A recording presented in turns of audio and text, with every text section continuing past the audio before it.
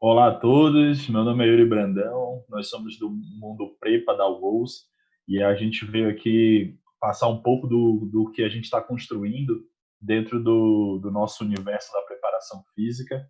A gente vai apresentar um material construído sobre maturação biológica, maturação física nos diferentes momentos dessa maturação biológica. Hoje eu estou aqui com o Lucas, né, que vai participar da apresentação comigo, vai apresentar alguns tópicos, mas eu não posso deixar de citar também quem ajudou a construir esse documento, que foi a Natália e o Wanderson, né, do nosso Mundo Prepa. Então, dá a saudação aí para todo mundo. O Lucas se apresenta. Olá pessoal, como o Yuri me apresentou, meu nome é Lucas, também trabalho com preparação física no basquete e a gente vai tentar dar uma luz para vocês de como são realizados os treinamentos de acordo com cada etapa da maturação biológica. Show de bola. Então, vou compartilhar aqui a tela e a gente começa a nossa apresentação.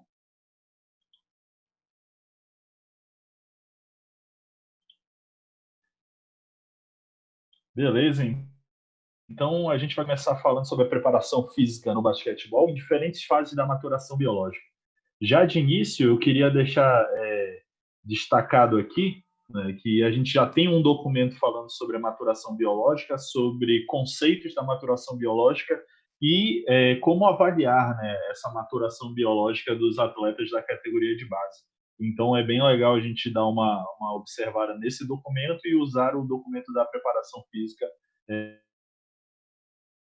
conjugado, certo? E a maturação biológica, já pegando o gancho desse primeiro documento, ela é o processo de amadurecimento dos diferentes sistemas biológicos, né? Seja o neuromuscular, o esquelético, o neuroendócrino, o sexual e o somático, ok? Este processo ele varia entre crianças em relação à magnitude e ao tempo, ou seja, a gente pode ter crianças de mesma idade, né, de idades cronológicas semelhantes, porém em fases de maturação diferentes, ok? E essa magnitude também diferencia de acordo com o estado de maturação desta criança. Tranquilo?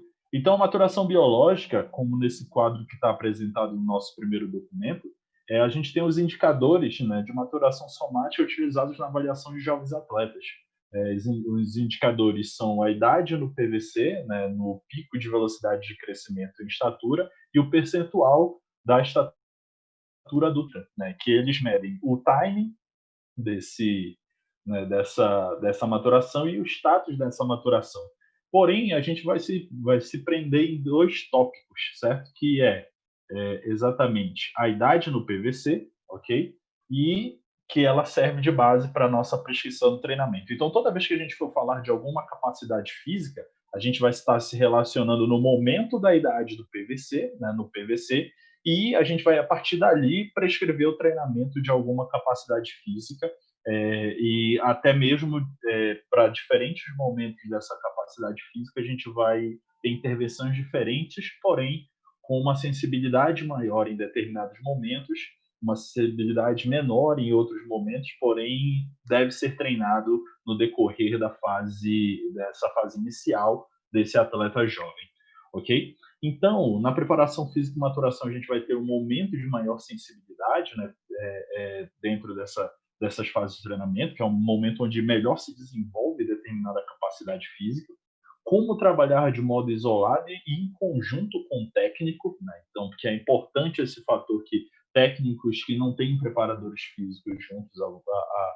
dentro do trabalho, eles possam trabalhar esses conteúdos, né, de uma maneira mais direta dentro dos seus fundamentos, junto com seus fundamentos e outros exercícios.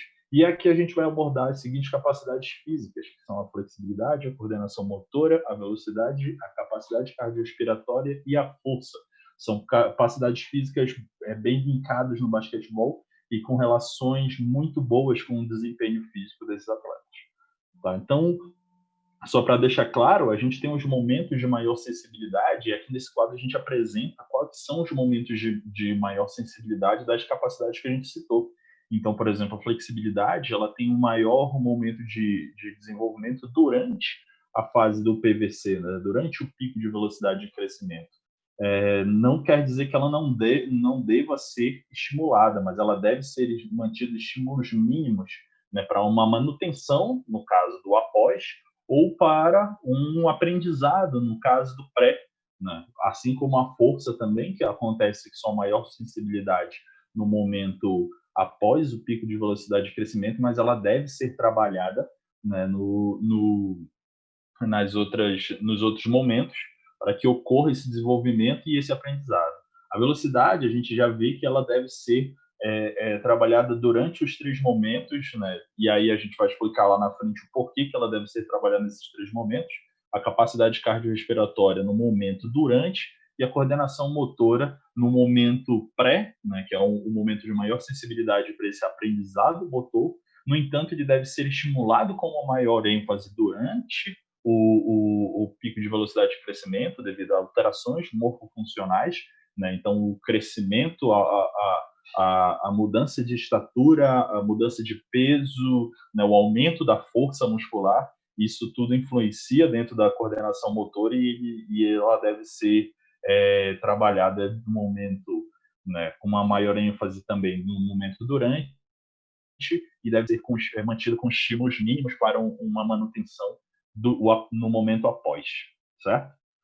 Então a gente começa falando sobre a flexibilidade, que é uma capacidade física que condiciona o ganho de amplitude durante as execuções de movimentos. Então, um determinado movimento do atleta, em determinada fase desse atleta, ele tem um movimento em que ele necessita de maiores amplitudes de tornozelo, ele necessita de maiores amplitudes de flexibilidade da musculatura em alguns movimentos, como movimentos de mudança de direção, movimentos de salto. Quanto maior a flexibilidade dessa musculatura, ela vai estar relacionado com esses ganhos e com a capacidade, né, de gerar força e potência, certo? E a gente tem aqui no momento período pré, né, no durante e o período pós o PVC, certo? A gente tem como trabalhar essa flexibilidade de modo diferente, né? Então, no período pré-PVC, a gente tem um trabalho básico, um trabalho de aprendizado, onde a gente vai estar ensinando para esse atleta como que ele pode estar alongando essa musculatura, a gente vai estar ensinando a importância de ele estar alongando essa musculatura e percebendo o seu próprio corpo quando essa musculatura é alongada, certo? Então, a gente tem aqui um volume de 2 a 3 vezes por semana, como estou na literatura atual, então 2 a 3 vezes por semana, de 20 a 30 minutos, devido à idade desses atletas, certo? E aí, como dica, a gente tem os métodos ativos utilizando gestos esportivos. Então, por exemplo, no basquete a gente tem a posição básica de defesa, onde o atleta tem que estar agachado. Só nesse movimento de agachar a gente consegue estar trabalhando de modo sistematizado uma flexibilidade para algumas articulações e alguns grupos musculares. A gente pode utilizar também a amplitude máxima desses movimentos, né, que é um ponto importante no desenvolvimento da flexibilidade. Então, o atleta conseguir fazer o movimento de modo natural, numa maior amplitude possível, diminuindo uma sensação de dor e tendo uma maior sensação de conforto, ele já deve ser ensinado desde esse período pré-pico de velocidade de crescimento. Tá? A gente pode incluir velocidades controladas nesses métodos ativos, né, nesses alongamentos dinâmicos, ou ações balísticas. Então, eu posso estar muito bem pedindo no meu aquecimento, enquanto o atleta dribla a bola, ele fazer um chute e com a perna estendida tentar levar o membro o mais alto possível, né, de modo uma velocidade controlada ou uma ação balística um pouco mais rápida. E atividades envolvendo agachar, saltar, balançar e ricochetear, que são movimentos próprios do basquete, ok? Durante o período de pico de velocidade de crescimento, aí a gente já tem uma sensibilidade maior para o desenvolvimento dessa capacidade e deve ser enfatizado a fim de ter a maior quantidade de ganhos, né, nesse período. Então, a gente já vê aqui um aumento, né, do volume de treinamento, então de 60 a 90 minutos por sessão, então a gente pode diluir dentro de uma sessão de treinamento junto com o técnico, pequenos recortes onde a gente consiga estar trabalhando, né, essa flexibilidade devido ao seu momento de maior ganho, né? Então a gente vê que a gente observou que o método estático ele é o mais eficaz, né? A gente já fazer esse movimento mais estático e não dinâmico, ele se torna mais eficaz para o ganho de flexibilidade. Utilizar a amplitude máxima forçada no movimento, então é aquela que a gente chega até determinada amplitude e a gente eleva um pouco a mais para que esse atleta consiga estar gerando esse alongamento, né, nesse grupo muscular. Um volume de 20 a 40 segundos de tensão, né, nessa amplitude máxima, e não deixar de incluir o método ativo, ou seja, eu posso, dentro desses 60 e 90 minutos diluídos, fazer tanto o método ativo quanto o método estático. No entanto, sabendo que o método estático ele deve ser priorizado devido à sua maior eficácia, né, no ganho de flexibilidade durante o PVC. Após isso, né, a amplitude de movimento ela pode diminuir nessa fase. Então, devido a adaptações morfofuncionais, a gente observa uma diminuição. E devido também, o que a gente observa normalmente, deixar de treinar, essa flexibilidade, ela culmina em perder, né, essa amplitude de movimento, perder essa capacidade de ter essa flexibilidade nos grupos musculares. Então, sugere-se, né, que seja trabalhado de 3 a 4 vezes por semana, com sessões de 30 a 40 minutos. No entanto, o método ele vai ser um pouco diferente, né? Além de serem utilizados os métodos estáticos e ativos, a gente pode aumentar o volume de estímulo, né, devido a alterações morfológicas, e incluir o método de facilitação neuromuscular perceptiva, né, o FPN. Então, esse método ele consiste em gerar uma contração muscular e logo em seguida um relaxamento. Gera-se uma contração muscular dinâmica e logo em seguida um relaxamento ou um alongamento dessa musculatura, para que a gente consiga estar ganhando essas maiores amplitudes de movimento dentro do período pós-PVC. Certo? E aí, essa palavra para o Lucas, para que ele consiga estar explicando aí a coordenação motora dentro do basquetebol. Obrigado, Yuri. Então, a coordenação motora, por definição, é a interação harmoniosa entre os sistemas músculo-esquelético e nervoso para a produção de ações motoras precisas, equilibradas, rápidas e adaptadas. Ou seja, a coordenação motora é as interações dentro do nosso corpo que produzem um movimento mais eficiente. E a coordenação motora também permite a realização das habilidades motoras. No caso, as habilidades motoras são as bases do nosso movimento, que a gente adquire quando criança e leva para a idade adulta quando vai praticar uma modalidade específica, no nosso caso aqui, o basquetebol. Por definição, as habilidades motoras fundamentais correspondem a tarefas ou ações motoras aprendidas e que possuem um objetivo geral.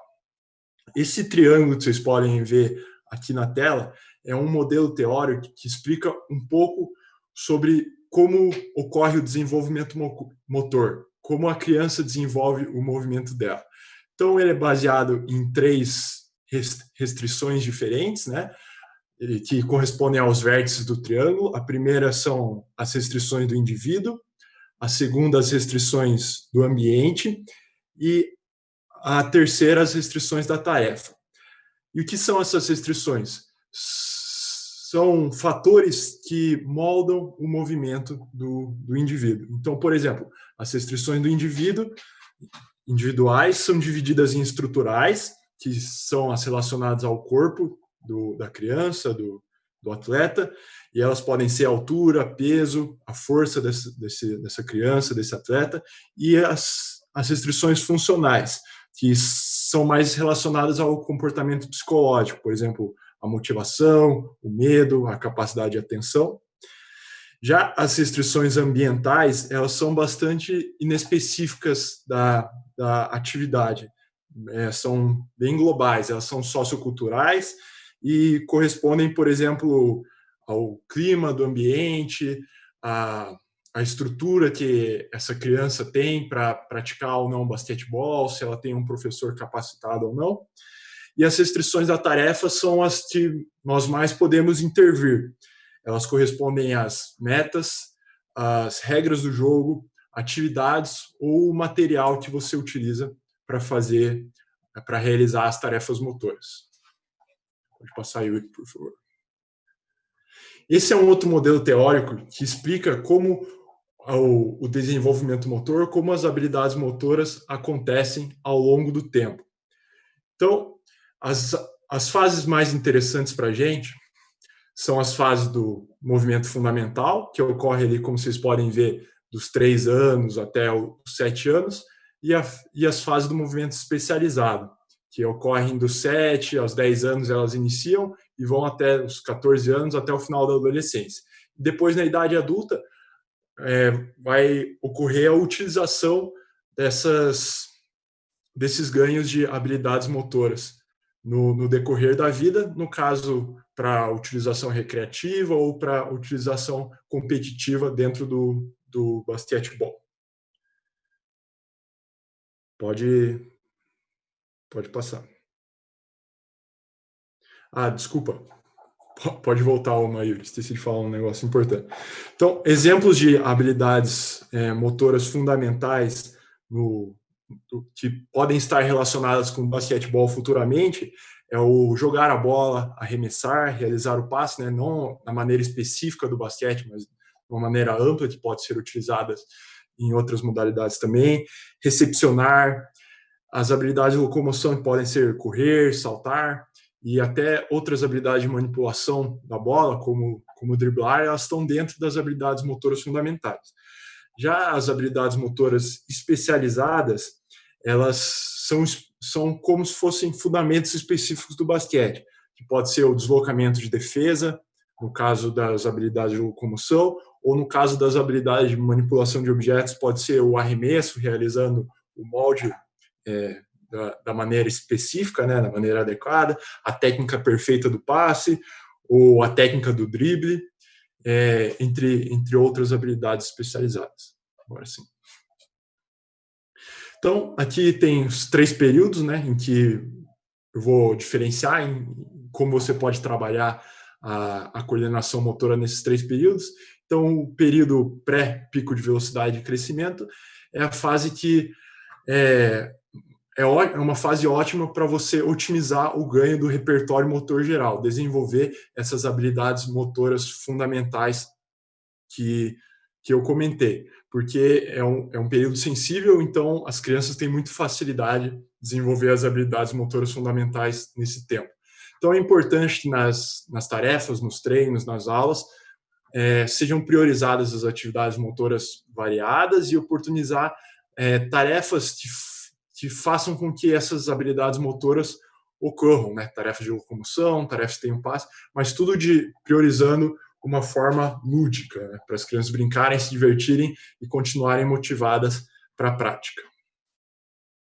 No período do pico de velocidade e crescimento, né? No período da adolescência, é o período em que a criança pode começar a especializar em alguma modalidade. Então, você utiliza essas habilidades motoras fundamentais que ela aprendeu e começa a especificar elas dentro da modalidade, no caso do basquetebol. Então, você pega, ela sabia jogar a bola, você ensina ela a técnica, mas na técnica do passe correta. Ou ela sabia fazer um deslocamento lateral, você ensina o deslocamento lateral do basquete, que é agachado, e você tem que fazer esse deslocamento. Então, é um período bom para você ensinar os fundamentos, trabalhar os fundamentos básicos do basquetebol, os aspectos técnicos. E começar a realizar também, depois que a criança aprendeu esses fundamentos básicos, exercícios com sobrecarga motora, ou seja, 2 atividades motoras ao mesmo tempo. Por exemplo, driblar enquanto ela corre em máxima velocidade, ou driblar 2 bolas enquanto ela corre, driblar uma bola e jogar outra bola para cima, driblar a bola e conduzir a bola com o pé. Esse tipo de exercício. E também realizar exercícios com sobrecarga motora e ainda com os estímulos cognitivos, né? Trabalhar a tomada de decisão dela enquanto ela está fazendo uma tarefa é importante também nessa fase. Já no período pós pico de velocidade e altura, né, no final da adolescência e na idade adulta, é esperado que o atleta já tenha uma bagagem motora bastante satisfatória, ele já esteja desenvolvido tanto nas habilidades motoras fundamentais quanto nas especializadas da modalidade que ele está praticando. Porém, é sempre interessante continuar treinando esses aspectos de coordenação motora, mesmo quando o atleta já passou pelas fases anteriores, ele já não está no período sensível. Por quê? Porque você sempre pode melhorar esses aspectos motores e os aspectos cognitivos também. Então, é importante, é compreensível treinar menos, priorizar outros componentes, mas é bom sempre continuar treinando os componentes motores e cognitivos. Eu vou falar um pouco do treinamento de velocidade também. A velocidade é definida como o deslocamento em um determinado percurso no menor tempo possível, e a definição de agilidade é um pouco diferente. Ela está mais relacionada com as mudanças de direção de forma rápida, precisa e equilibrada. Porém, como os deslocamentos de basquete em alta velocidade, eles variam ali entre 3 e no máximo 10 metros, o treinamento de velocidade e de agilidade dentro do basquete, eles um pouco que se confundem. Então, geralmente, quando você está treinando velocidade dentro do basquete, você está treinando a agilidade também, e vice-versa. E no basquete, existem movimentos muito variados, né? Tem deslocamentos deslocamentos de frente, deslocamentos laterais, deslocamentos de costas, deslocamentos em curvas, muitos giros, mudança de direção de frente, mudança de direção de trás, de costas. E quando eu estou trabalhando a velocidade, é sempre bom eu lembrar desses deslocamentos na hora do meu treinamento, porque eu preciso fazer um treinamento de velocidade em movimentos que o atleta vai realizar na hora do jogo, dentro da quadra. E a velocidade, ela é dividida em 2 diferentes tempos. O tempo de reação, que é o tempo de tomada de decisão. Então, o atleta recebe um estímulo e ele vai tomar a decisão do que ele vai fazer a partir desse estímulo que ele recebeu. E esse é considerado o tempo de reação, né? A gente fala que é o input, que a informação recebida, e o output, que é o que ele vai fazer com essa informação. Então, o tempo de reação é isso, é o tempo do estímulo até ele iniciar o movimento. E o tempo de movimento é o tempo do início do movimento até o final do deslocamento dele. Então, é importante, quando a gente pensar no treinamento de velocidade, pensar que a velocidade tem esses 2 tempos diferentes também, para o nosso treino ser mais completo. E como eu treino a velocidade, então? Eu já dei algumas dicas aqui nos itens anteriores, mas é importante ressaltar também que o treino de velocidade tem que ser um treino intenso. Então, é importante que o atleta esteja descansado para realizar esse treino. Recomenda-se, portanto, que ele seja realizado no início do treinamento, por exemplo, logo após o aquecimento. Se o atleta já estiver fadigado, o treino não vai ser de velocidade, ele vai treinar predominantemente outra capacidade, como a resistência anaeróbica, por exemplo. Então, é sempre importante que o volume do treino de velocidade seja baixo, para que o atleta consiga imprimir a maior intensidade possível. E como todas as outras capacidades, é sempre importante respeitar a progressão. Não adianta eu fazer um treino com sobrecarga para o indivíduo se ele não tem o padrão de corrida dele adequado ainda. Eu vou explicar no próximo slide. Pode passar aí, por favor. Então, cada etapa, e vocês vão perceber a progressão em cada uma dessas etapas. Então, no início da infância, né, dos 2 aos 7 anos, bem antes do pico de velocidade de crescimento, é importante priorizar as adaptações neurais. Como eu falei na parte de coordenação motora, é um período que a criança está desenvolvendo as habilidades motoras fundamentais, então eu tenho que trabalhar essas habilidades com ela, tenho que oportunizar a realização desse tipo de habilidade com elas, no caso aqui da velocidade, as habilidades de locomoção. E as atividades também têm que ser naturais, não podem ser muito técnicas, não posso ficar corrigindo detalhe. Elas têm que ser naturais e lúdicas. Então, eu coloquei alguns exemplos de brincadeiras aqui que podem ser realizadas nessa idade. Todas essas brincadeiras estimulam as corridas em velocidade, as mudanças de direção. São elas: mãe-baleia, mãe-cola, lenço atrás, pega-pega, pega-rabo. Já no período logo antes do pico de velocidade de crescimento, período pré-pico de velocidade de crescimento, que é ali dos 7 aos 12 anos, mais ou menos, depende da criança um pouco mais tarde, dos 10 aos 12, eu tenho que continuar trabalhando predominantemente com as adaptações neurais, mas eu já posso trabalhar as técnicas específicas, então eu posso ensinar para ela quais são os melhores deslocamentos para realizar no basquete, como ela deve fazer o deslocamento lateral, qual a melhor forma dela mudar a direção, como ela usa a força dela nesses deslocamentos. Mas é importante ainda, como é o final da infância e o início da adolescência, eu continuar trabalhando com os aspectos lúdicos. Então, exemplos de atividades que eu posso fazer, de tarefas que eu posso propor para essa idade são ainda as brincadeiras, como eu citei anteriormente. Eu posso começar a realizar técnicas de corrida, aqueles exercícios usados no atletismo mesmo, tipo o skipping, o hop, para eles aprender a realizar da melhor forma possível as locomoções. As técnicas de locomoções específicas do basquete, como eu falei antes, né, os movimentos de defesa, os movimentos de finta, como ela deve realizar. Brincadeiras com aspectos técnicos, então eu posso colocar fundamentos de basquete dentro das brincadeiras que tem ênfase na agilidade. Por exemplo, eu posso fazer um pega-pega driblando, eles vão correr mais do que eles correm nos exercícios só de velocidade. Posso fazer um pega-pega com passe também, que os atletas têm que passar a bola. E assim eu já uno o basquete junto com o treinamento de velocidade. É claro, se eles tiverem já esses aspectos técnicos bem proficientes, bem desenvolvidos. Senão, a velocidade não vai ser treinada porque a brincadeira não vai para frente. Né? E também, nessa idade, eu posso começar a realizar os exercícios de tomada de decisão que estão dentro da velocidade também, para a criança ou pré-adolescente ter que tomar a decisão o mais rápido possível. Já no período durante e pós o pico de velocidade de crescimento, ali dos 13 em diante, o jovem já está desenvolvendo o sistema músculo-esquelético dele, ele já está maturando esse sistema.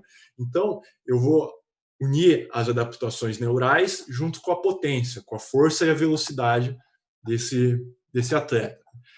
Então, ele vai aplicar a força que ele está ganhando nas habilidades aprendidas nas fases anteriores. Então, é importante aumentar a complexidade dos exercícios, enquanto, por exemplo, os exercícios de agilidade ele está conseguindo fazer, eu tenho que deixar eles cada vez mais complexos e cada vez mais específicos de acordo com a progressão. Por que eles têm de ser específicos? Porque não adianta nada eu fazer um tiro de 50 metros com um atleta de basquete, porque ele nunca vai, na hora do jogo, vai dar esse tiro de 50 metros. Então, principalmente na fase adulta, né, quando o atleta já se desenvolveu, eu tenho que trabalhar os exercícios bem específicos de agilidade e de velocidade. E quais exemplos de exercícios que eu posso propor nos treinamentos, né? Exercício com sobrecarga, eu posso fazer exercícios, por exemplo, com elástico de tração, exercício de deslocamento de trenó, ou posso fazer uma transferência, né? Fazer um exercício de força, por exemplo, um agachamento e fazer uma transferência com estímulo de pliometria, de velocidade logo em seguida. Posso fazer exercícios sem sobrecarga também, exercícios como tiro, como deslocamentos de defesa seguidos, deslocamentos de mudança de direção, e eu posso combinar esses diferentes tipos de exercício. Por exemplo, eu posso fazer um estímulo de sobrecarga, fazer o atleta fazer um skipping no elástico de tração, dou um estímulo para ele e ele solta o elástico de tração e dá um tiro, né? Faz essa transferência. Posso também juntar exercícios sem sobrecarga com outros exercícios sem sobrecarga. Ele pode fazer um deslocamento de defesa e quando eu dou o sinal, ele dá um tiro de velocidade, bem próximo à realidade do jogo. Também posso fazer, dentro disso, o exercício de tomada de decisão, inserir o exercício de tomada de decisão dentro disso. Então, basicamente, um resumo bem breve assim de como pode ser o treinamento de coordenação e o treinamento de velocidade e de agilidade. Eu vou voltar a palavra para o Yuri agora para ele falar sobre as outras capacidades. Obrigado, Lucas. Vamos dar sequência aqui. E aqui a gente começa falando sobre a capacidade cardiorrespiratória, certo? Então, a capacidade cardiorrespiratória, como o Lucas falou, não adianta a gente aplicar um treino de velocidade enquanto o atleta está fadigado. No entanto, a capacidade cardiorrespiratória ela já entra nesses estímulos de mais longa duração, né, nesses estímulos de alta intensidade um pouco mais prolongados. E ela está relacionada com sustentar de modo mais prolongado essas ações de altas intensidades, estando diretamente ligadas ao início tardio do processo de fadiga. Então, quanto maior a capacidade de sustentar ações repetitivas, né, por um longo período de tempo, então, o máximo de quadros que consegue percorrer mantendo uma velocidade, isso está relacionado com o início tardio da fadiga, ok? A sensibilidade do desenvolvimento junto ao pico de velocidade de crescimento. E após o pico de velocidade de crescimento, o desenvolvimento da capacidade se mantém alta devido às mudanças no mecanismo relacionados ao crescimento. Então, mudança de estatura, comprimento da passada, força muscular e a capacidade desse atleta de aplicar força influenciam também na capacidade cardiorrespiratória, porque isso vai proporcionar para ele conseguir manter o seu corpo em movimento durante um período mais prolongado, né? Junto disso, o tamanho do coração aumenta, a quantidade de sangue também aumenta no corpo, o que vai fazer os músculos também aumentam, o que vão fazer ser mais necessário esse aporte de sangue chegando nessa musculatura para manter essa intensidade em alta, certo? Então, a gente tem aqui exemplos no período de pré-velocidade de crescimento, né, que o treinamento ele deve ser predominante em conjunto com o treinamento técnico e tático. Então, se eu vou treinar numa capacidade cardiorrespiratória, eu apenas indico ao técnico, ao treinador, como ele deve usar exercícios, né, para treinar essa capacidade cardiorrespiratória. Eu não faço sessões isoladas com esse atleta, ou tenho um planejamento específico para um determinado atleta, né? Então, a característica desse treinamento é o maior volume em distâncias percorridas, então, número de quadros percorridas em intensidades moderadas. Okay? O estímulo é de longa duração dentro da sessão de treinamento, então, ele não é um estímulo curto, né? Ele não é algo que vai durar por segundos, ele é algo que vai durar próximo de minutos, né? E o volume semanal está em torno de 3 a 4 sessões com características predominantes. Então, não quer dizer que eu vá fazer única e exclusivamente as sessões, as 3 a 4 sessões, cardiorrespiratório, mas, no entanto, eu devo dar uma predominância maior a esse componente. Então, uma dica de exercício são exercícios individuais com bola percorrendo a quadra toda. Então, exercícios situacionais de 1 contra 1, onde o atleta tem que fazer esse confronto 1 contra 1 na quadra toda, defendendo e atacando, né? E ele vai precisar percorrer um espaço maior com um volume menor de jogadores, então apenas 2 jogadores se confrontando dentro do espaço da quadra toda. Exercícios de 2 contra 1, 2 contra 2, utilizando esse espaço total da quadra. Exercícios de fundamentos de corrida com controle de bola, mudanças de direção em grandes espaços na quadra. Então, como o Lucas já citou, no treinamento de velocidade a gente pode botar ações com bola, ações específicas do jogo. No entanto, se eu quero trabalhar essa capacidade cardiorrespiratória, eu vou fazer esse exercício de um modo mais prolongado, utilizando uma extensão maior, um espaço maior a ser percorrido. E durante o pico de velocidade de crescimento, eu vou ter aqui a maior característica é a maior sensibilidade, né, para o desenvolvimento dessa capacidade. Então, é ali que qualquer estímulo que eu dê para esse atleta, ele vai estar mais suscetível a se desenvolver melhor. Não quer dizer que o meu estímulo tem que ser negligenciado por ele estar com essa facilidade, e sim que eu tenho que direcionar melhor esse estímulo para que eu consiga obter o maior ganho possível nesse momento de sensibilidade. Então, aí eu já começo a inserir sessões específicas de treinamento cardiorrespiratório, atividades intermitentes de intensidade moderada para forte, então, que já passo a ser mais específico do basquete, né, atividades como a velocidade em longas durações, a utilização da velocidade em longas durações, ele ter que percorrer espaços curtos só que num tempo maior, num tempo aproximado de minutos. Né? Desenvolver a capacidade de sustentar a velocidade de sprint. Então, aquela velocidade que ele consegue fazer em um sprint, a velocidade máxima que ele consegue desenvolver e se deslocar dentro de um espaço, tentar desenvolver fatores que ele consiga sustentar essa velocidade por um maior tempo possível nesse movimento de sprint, né, e pelo número maior de repetições consecutivas. E aqui na prescrição do treinamento tem exercícios individuais com bola, buscando manter o desempenho pelo maior tempo possível. Então, a velocidade do sprint, como eu tinha citado lá em cima, é um exemplo. O outro exemplo é a maior quantidade de exercícios, por exemplo, online drill, numa faixa de 3 minutos. Então, quantos lines drills esse atleta consegue fazer num tempo de 2 minutos? A gente consegue aplicar uma capacidade cardiorrespiratória num treinamento. Já no período pós-PVC, aplicação de estímulos de alta intensidade e intervalados. Aí eu já entro totalmente no contexto específico da modalidade do basquete. Né? São sessões de treinamento específicas com ou sem exercícios conjugados com o técnico. Então, eu já começo a ter sessões somente desse desenvolvimento cardiorrespiratório, né, para desenvolver com uma maior como que eu posso dizer, desenvolver com uma maior eficiência esse atleta que já passou da fase de sensibilidade e já tem um condicionamento, ou seja, o estímulo ele precisa ser um pouco maior para ele. Né? Estímulo em pequenos espaços com execução e intensidade com fator tempo empregado.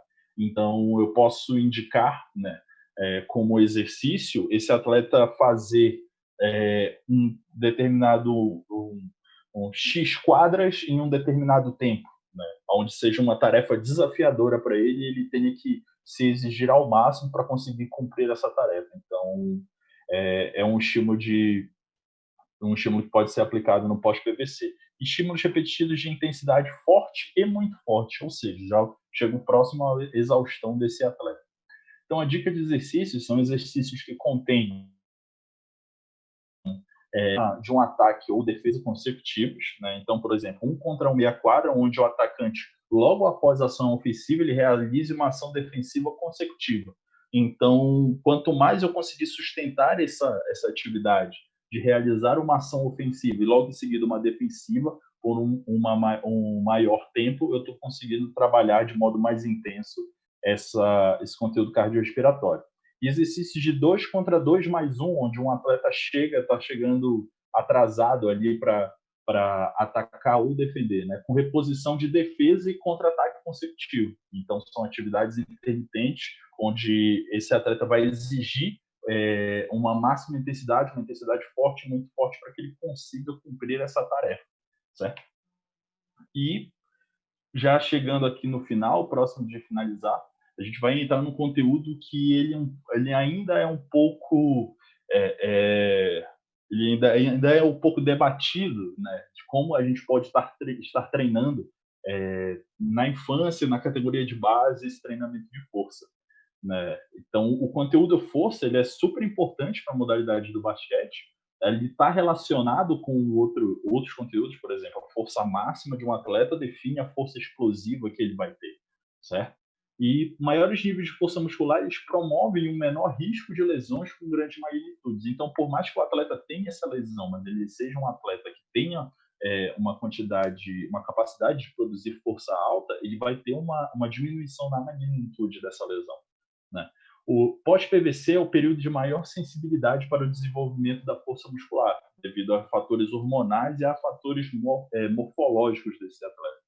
Deve ser estimulado mesmo fora do período de maior sensibilidade. E aí a gente vai ver lá na frente como que a gente consegue fazer isso. Por quê?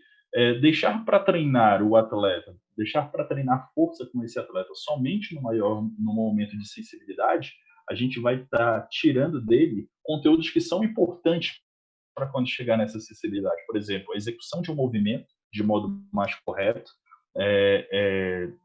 a cultura de treinar, né, fazer um treino de força, né, dentro do treinamento dele, junto ao treinamento específico da modalidade. E, junto disso, eu aumento o teto de desenvolvimento dessa capacidade. Então, se eu deixar apenas para ganhar força nesse período de sensibilidade, provavelmente o meu teto, a minha capacidade de ganho vai ser menor do que eu consegui desenvolver desde do período pré-PVC até o momento de maior sensibilidade, ok? Então, aqui a gente consegue observar no período pré-PVC, o foco do treinamento de força não é eu promover para esse atleta o ganho de massa muscular, fazer ele ficar bombadão, né? Então, o foco do treinamento é na qualidade dos movimentos fundamentais. Então, quais são os movimentos fundamentais que ele vai utilizar, tanto na sala de pesos, quanto na modalidade esportiva? Esse deve ser o foco do treinamento do treinamento de força voltado para os esportes, voltado para o basquetebol em específico. O desenvolvimento da técnica de movimentos de exercícios tradicionais e de levantamento de peso olímpico. Então, a partir daí, eu já começo a ensinar de modo coordenado e de modo progressivo os movimentos, por exemplo, de um supino, um movimento de um agachamento com qualidade, um levantamento terra de qualidade, para conseguir ir educando o movimento desse atleta para os outros momentos. O baixo incremento de sobrecargas externas e utilização do peso corporal. Então, o peso corporal que vai ser o fator mais determinante para isso. Não estou deixando de treinar força, afinal, eu ganho força apenas com peso corporal nessa idade, devido à coordenação inter e intramuscular, né? Ao maior número de unidades motoras ativas. Então, apenas com eu conseguir controlar o meu corpo e conseguir dominar a força e a aplicação de força com o meu peso corporal, eu já consigo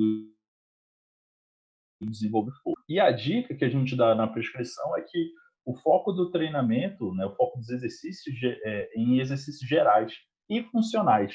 Qualidade de movimentos de agachar, de flexão e extensão de cotovelo, com um volume semanal de 3 ou mais sessões semanais, né? Então, vai depender de como eu tenho o meu atleta, qual que seja a coordenação dele para conseguir agachar com uma postura correta, conseguir fazer uma flexão e extensão de cotovelo, utilizando o peso corporal, né? E aí eu vou programar dentro do meu volume semanal. Então, uma dose mínima seriam 3 sessões semanais.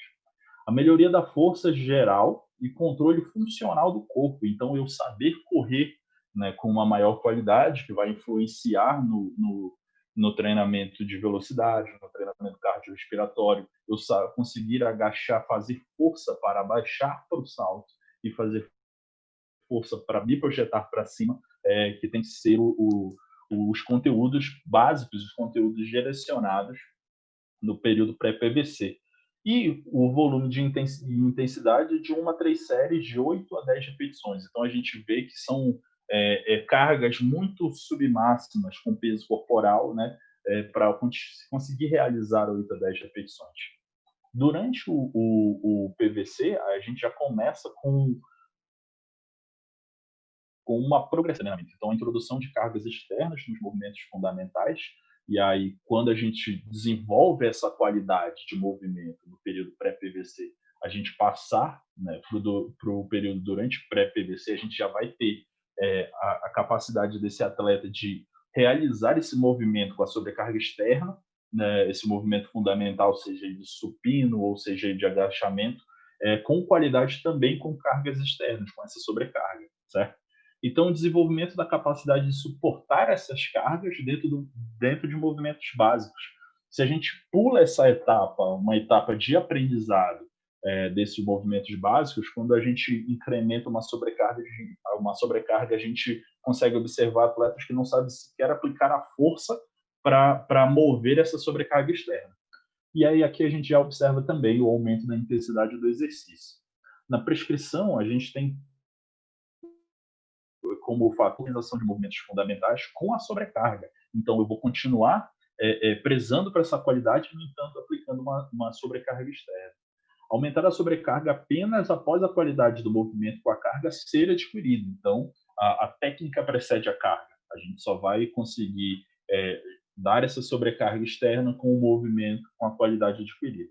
A intensidade já é baseada em 70% a 80% de um RM, então a gente já pode começar a aplicar testes para verificar essa carga máxima desse atleta, né, desde que ele esteja habituado a fazer esse movimento, desde que ele já seja um sujeito, um atleta treinado.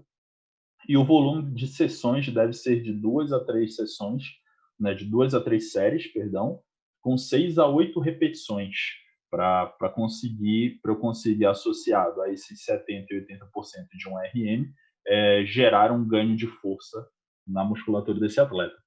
No período pós-PVC, que é um período de maior sensibilidade do desenvolvimento da capacidade de força, o treinamento ele tem que ser com cargas em alta intensidade. Então, a dose mínima para eu conseguir gerar um efeito nesse atleta, ela já se altera, né? Eu já consigo trabalhar com maiores intensidades. O treinamento de força tradicional, com o treinamento de força tradicional ou levantamento de peso olímpico. Então, vale ressaltar que a gente veio educando esse atleta desde aqui do período pré-PVC, quanto à realização, quanto como é realizado o treinamento de força tradicional, né, aqui dentro da sala de musculação, com e sem sobrecargas, como essa coordenação desse movimento, tanto no treinamento de força tradicional quanto nas variações de levantamento de peso olímpico, seja só um jerk, seja um clean, e sejam as outras variações com amplitudes maiores ou menores. E aqui na prescrição a gente vai priorizar a carga máxima adquirida feita no movimento com a máxima qualidade. Então, o movimento com maior qualidade do supino, onde ele consiga fazer um movimento que a gente considera limpo, né, onde ele consiga subir e descer com a maior qualidade, é o que vai ser priorizado. E a carga máxima que ele conseguiu utilizar nesse exercício, realizando o movimento com uma maior intensidade, é o que vai ser utilizado para a nossa prescrição.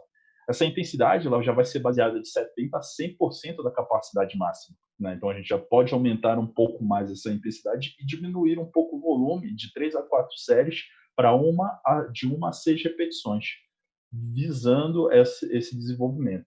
E vale ressaltar, como a gente falou, seguindo todos esses passos, quando a gente chega nesse momento, a gente tem um teto, né, de capacidade para adquirir um teto de ganho de força maior.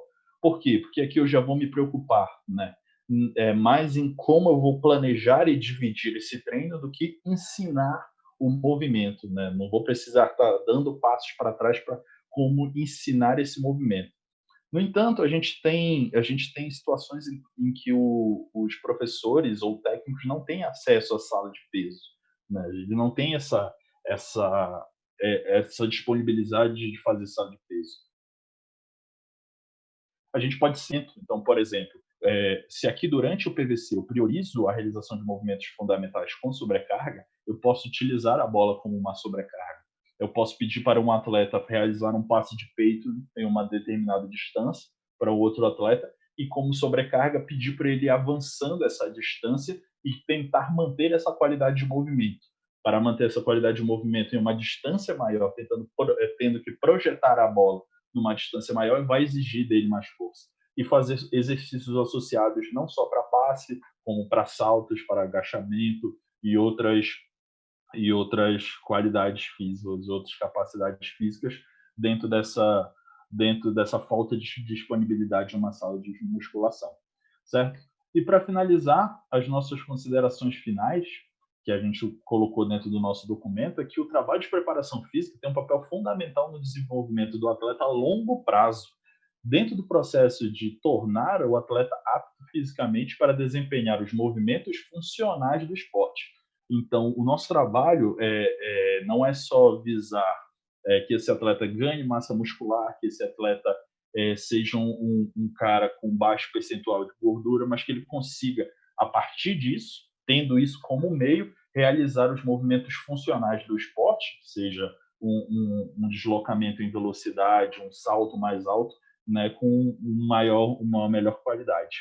Né? E desenvolver uma cultura de ensino e aprendizado relacionados com como treinar as capacidades físicas presentes no basquetebol em diferentes momentos das categorias de base, de modo embasado e adequado. Ok? Então, esse é o nosso maior objetivo e isso que a gente considera como um melhor direcionamento para a gente conseguir aplicar o treinamento físico nas idades iniciais. Então, é isso que a gente tinha, essa a nossa apresentação do nosso documento. Vou deixar aberto para o Lucas também dar suas considerações finais, se ele quiser falar alguma coisa aí, se despedir da galera. Só agradecer a atenção de todos e a gente está sempre à disposição aí, se quiserem entrar em contato para tirar dúvidas, estamos sempre à disposição. Exatamente. Estamos sempre à disposição. A gente pode responder sempre pela rede social da UOS, pode encaminhar pergunta. Nosso número também, quem quiser participar do movimento do PREPA, do mundo do PREPA, está aberto aí para conseguir trazer mais gente para contribuir com esses documentos e contribuir com mais conhecimentos. Então, esse é o nosso conteúdo. O nosso documento vai ser lançado logo em seguida dessa apresentação. Eu espero que todos tenham gostado e para qualquer dúvida, qualquer esclarecimento, qualquer diálogo e debate, estamos abertos aí, a gente conta com a participação de todos. Muito obrigado, valeu e bons treinamentos a todos.